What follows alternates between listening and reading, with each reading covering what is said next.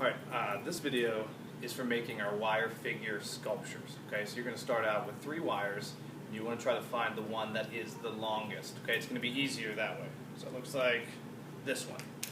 Okay, so first thing we want to do, okay, is we are going to take the 2 ends, touch them together, and hold them with these 2 fingers. Okay, take your thumb, pull up here. This way, it's nice and even. This is going to be the starting loop for our head size. Okay.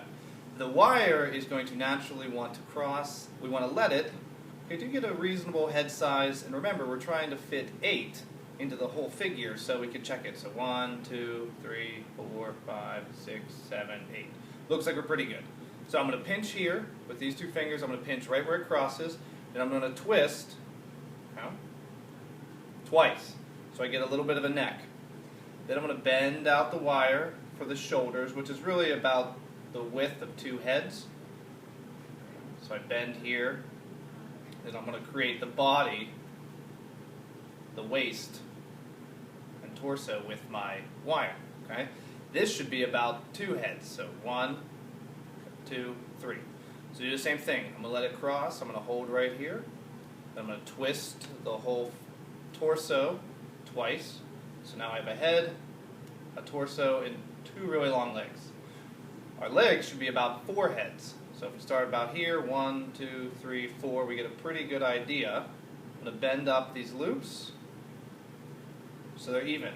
Now if you have a lot extra like these 2, I'm going to take what I have left, just kind of bend it around the leg. That way it just kind of stays secure. If you do not have too much left, like this one's close, I can either just leave it as a bent loop like that, or I can do a little twist so it kind of stays in place. Okay? So that's what we do with our step with the first wire. The second one is how we're going to create the arms, and it secures the arms to the body as well. So I lay it across the neck evenly. Okay, so the arm should be about the same length.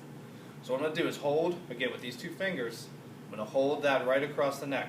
I'm going to take one arm, I'm going to wrap it around the neck, pull it tight, take the other one, go around. Okay. Now, they're going to be really loose, and that's okay. I'm going to bend my arm down. Remember where it hits, which is about mid-thigh. So I bend up my wire. Okay. Adjust it if you need to make it a little bit shorter, a little bit longer, you can change it. So I'm going to bend up here. I'm going to hold all of these 3 together and twist at the hand. That's going to give me a nice sturdy arm, and it makes a nice little loop for the hand.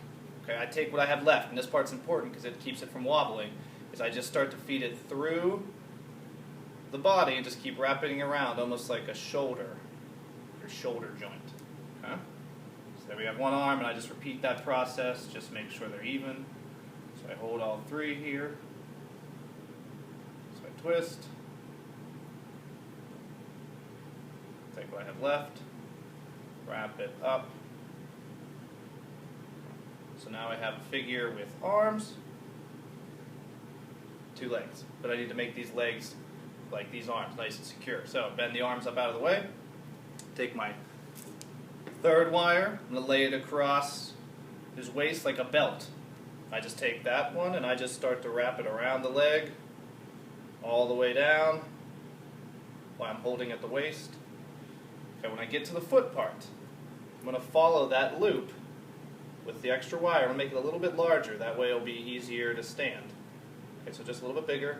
Take what I have left, just bend it back up the leg. And repeat the process the second one. Okay, so that's here. So take this, just wrap it down the leg.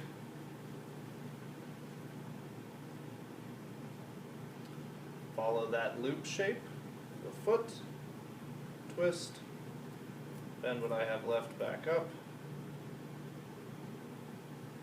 Okay, if you have a ton left or a lot of extra wire, you can wrap it right up into the body and it'll just make it again more secure. Then I bend my feet so they would sit flat. And you have a wire figure, it should be in the correct proportions. That's about it.